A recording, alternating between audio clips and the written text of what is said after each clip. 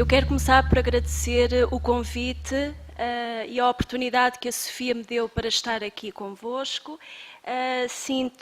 Para mim é uma grande honra e também quero aproveitar neste momento para agradecer à Helena e à Wanda, sabendo elas muito bem porque é que lhes agradeço. Bom, e pegando aqui no mote que a Helena me lançou sobre o silêncio, deixa-me dizer que eu hoje não vou falar sobre o silêncio, vou precisamente falar sobre o seu oposto, que é o grito. E, portanto, é a partir desse conceito que eu tentarei fazer uma aproximação literária entre Pascoais e Gonçalo M. Tavares. Ouço tudo, vejo tudo. O mínimo toque torna-se um grito, mais do que uma pele sentimental, estamos perante uma pele pensativa, superfície que quer entender e que pergunta constantemente: que significa isto? Teixeira de Pascoais e Gonçalo M. Tavares. Porquê? Pensadores que se ligam em pontos esquecidos da sua obra? Mais que isso, Pascoais, o poeta, e Tavares, o narrativista, sem uma perspectiva real de começo ou de finalidade, animados por uma poética descida sobre instantes em invariável interrupção, movimentam-se e por si se reconhecem em confronto universal com o outro, definindo-se seres em contínua existência no mundo. Meditemos ao contrário, a partir do inexistente. E se o mundo apenas existisse sem ser? Se fosse coisa abstrata, pulsando em si o cavalo selvagem da serra que desconhece as faldas da sua vasta existência, desenvolvendo-se essa no auge da sua maturidade, na sua sobrevivência, a vivência alcançada cuja imanência, causa frágil de si mesma, se transcenderia face à sua incompletude, almejando um sincretismo quase complexo a partir da inconciliação do que intentaria unir. E se as folhas planassem sem cair, e se as serras subissem sem o céu que ferir, e se o homem fosse, na sua singularidade, um pensamento sem som, conseguiria o pensador, e eu aqui refiro-me a ambos os autores, conseguiria o pensador gerar do incriado, ou melhor, da criação disforme, a recriação sublime? Indubitavelmente, porquanto, justificando o nada criador de Virgílio Ferreira, elucidaria Pascoais que o verbo é a alma do nada a criar alguma coisa. Em que se apoia este pensamento, senão na absurdidade de linhas liquefeitas? O inexistente e o nada são duas forças em perpétua digladiação. O inexistente, perdendo por um lado o gelo por fixá-lo, mas por outro potenciando a humilde emergência do que dura, promove-se em ato superficial de sinistro contínuo. Ao contrário do nada, advérbio negado que se principia contudo de coisa nascida e que, flutuando em plena travessia da vida, culmina submergindo-se em si mesmo. Isto é, de um lado, a inexistência é entendida como um deserto vasto, embora incompleto, e por isso sofrível em sua imensidão indeterminada. E do outro, o nada assumido como o círculo concreto e fechado pelo estreitamento da nossa impermanência. Do nada se inicia a manifestar um incriado e se reconstrói na ponta da pena, embora com a força de um cristal laminado, o homem, consubstanciado no seu vulto inteiro e pensado, em derivação do encontro do corpo com o espírito. E o homem assiste expectante à espessura da sua verdade enquanto ser vivente e hesita ante o desconforto da assunção da sua redutibilidade que lhe é devolvida pelo pensamento. Em meio do ato escritural, procurando resgatar o homem à orgia industrial em que existe, mas não vive. E existe, mas com a vida parada dentro dele, o pensador desvela-lhe a margem onde se encontra o outro, adotando os três vértices do conhecimento e num relacionamento plural entre a primeira pessoa na sua individualidade e a terceira pessoa no seu humanismo de edificação desumbilical, recebem-se, reconhecem-se um no outro e em cada qual se determinam. Desse modo, pela descoberta e imersão de uma externalização e objetivação do eu, se altera o processo de definição, caindo o homem mais dentro de si, em seu modo perpendicular de ser, em interrogação à descoberta do lado invisível do pensado. Por meio da linguagem da sua angústia, vê-se o homem ato isolado e sem amparo, em construção de uma pessoalidade sem ascendente ou descendente, que na iminência de um cometimento desalinhado pressente a queda, pois nada se disporá a justificar a sua incerteza. Distorcendo o rosto até ao indefinível, lança-se ele nos braços do outro e nessa entrega quase revolucionária descobre-se carne na expressão de quem o recebe. Insurgindo-se contra a humanal inclinação em sorver o tudo e em afundar-se no passivo anulamento, Pascoais e Tavares estruturam uma visão redentora do homem, reposicionando no nimbo da recriação do universo e permitindo-lhe reconhecer-se nessa diferenciação. Por meio de uma linguagem simbolicamente indistinta, em ambos se distingue que da simplicidade, que é o nada, se ocasiona a sublimidade, que é a ideia absoluta de que, sendo o homem uma fusão entre ser e existir, entre vivente ou sobrevivente e existente, se funde de igual modo e em múltiplos movimentos com o outro para se completar e com a natureza que o acolhe. É esse ideário, o homem nomeado no ligamento entre a matéria e a imatéria, o objeto que os nossos autores intuem numa perspectiva relativa que influencia a interpretação absoluta. Não se documenta no conhecimento anterior que de outros objetos tivessem tido. Mas conseguirão, na sua poética, assumir o homem como um objeto liso, sem referentes, um mar sem vento, um caminho sem pés? Nem seria necessário. A intuição não é imprecisa.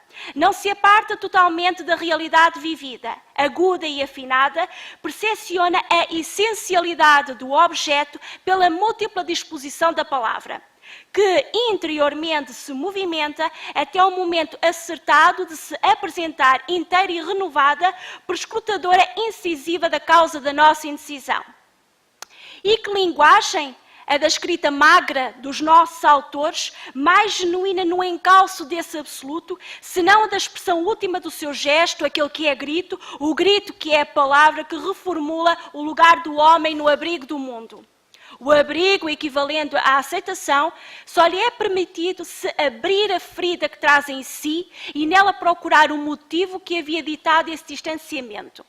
E levantando a asa negra, o homem descobre-se vestígio de um ancestral duelo entre a massa de carne que é e o desejo imatérico que o consome, ambos querendo unir-se no presente e em síntese experimentar-se no mundo, sem se preterirem, ansiando tão só e em propósito de evitar o seu arruinamento, ser no existir e existir no ser.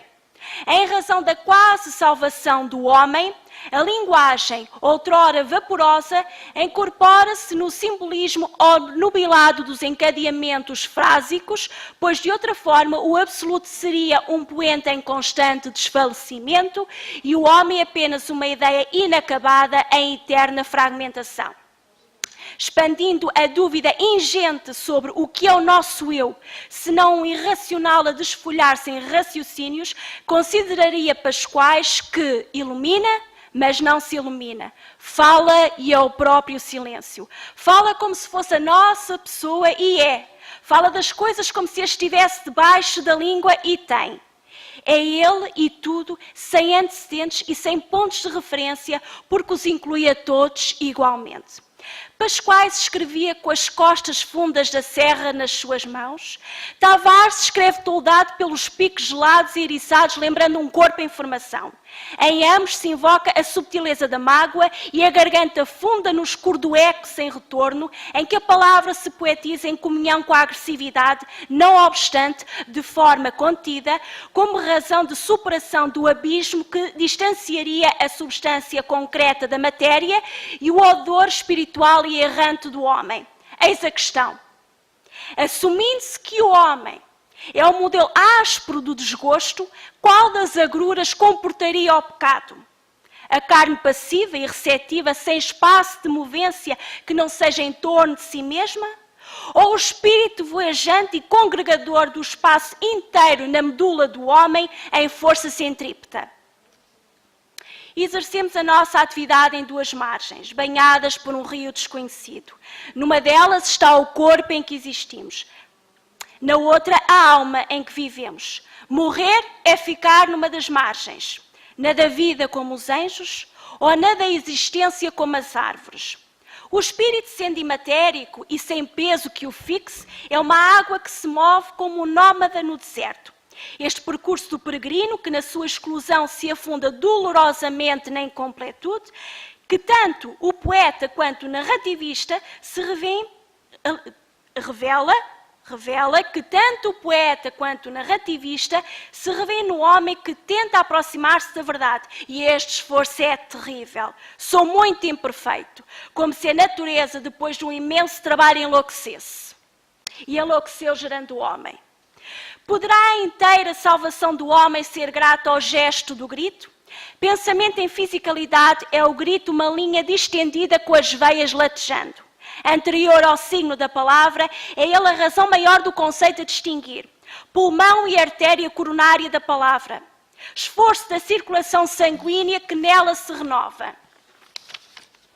Na sua fundação, escavamos até o osso da existência e descobrimos o homem. À luz da sua superfície, a voz deita-se e demoradamente o ouve a evoluir. É o que da matéria humana mais se prolonga no mundo natural. Quando o grito, libertando-se, se corporiza e se confunde com o ar, passa a ser entendido pelo que dele vemos e ouvimos. Fica uma coisa que não se pensa, porque é ele o pensamento que sai de nós e nos olha com certa altivez, como um objeto que, pela inutilidade que lhe somos, de nós se afasta.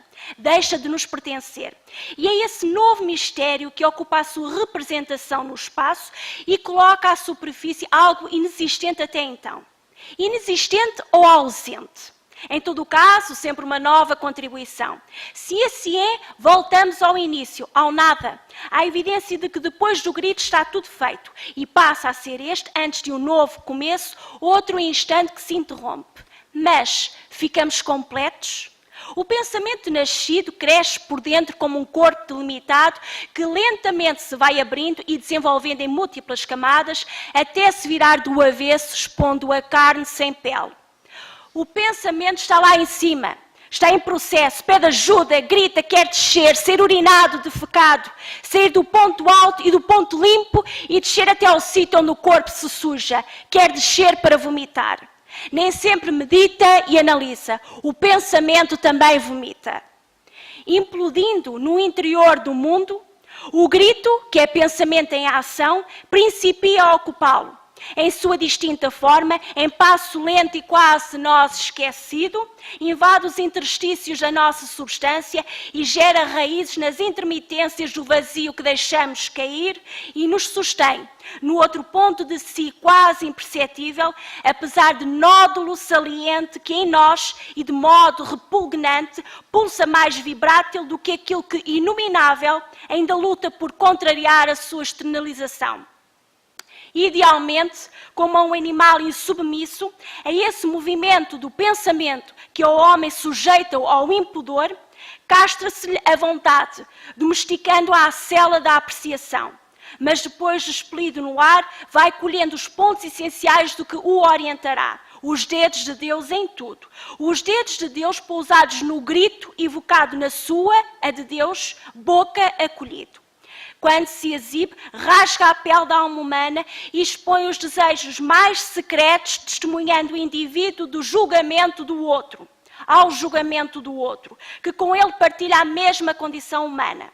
Se nesse acontecimento o corpo se desmembra, porque dele se soltam pontos a sua intimidade, no final da presença do grito esconde-se o silêncio, a ausência de linguagem ou de ruídos explícitos.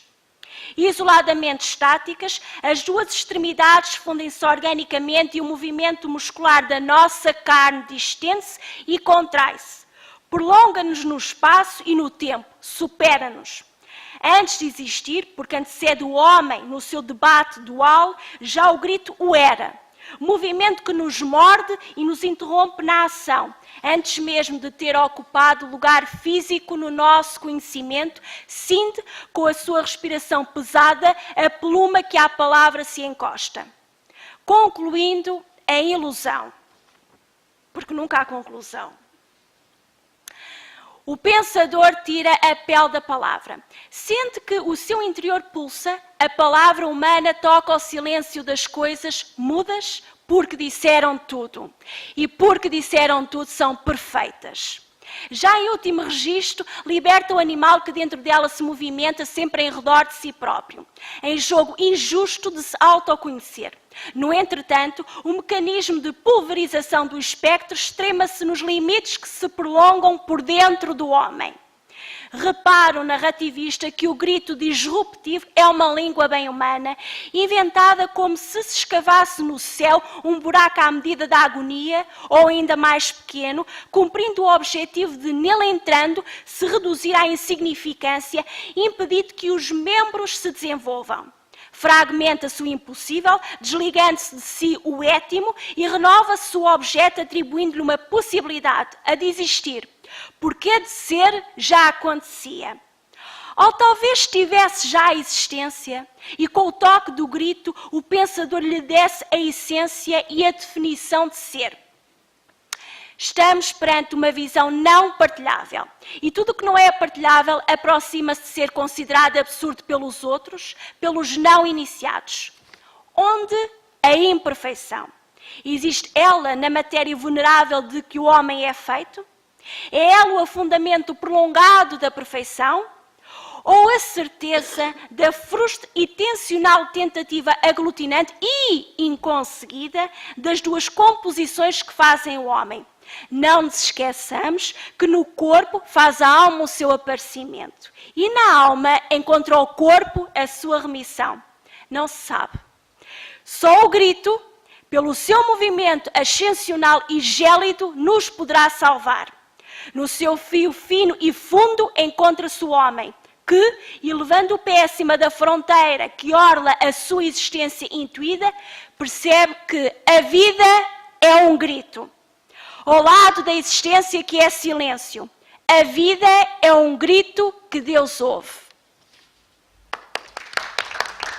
Fini.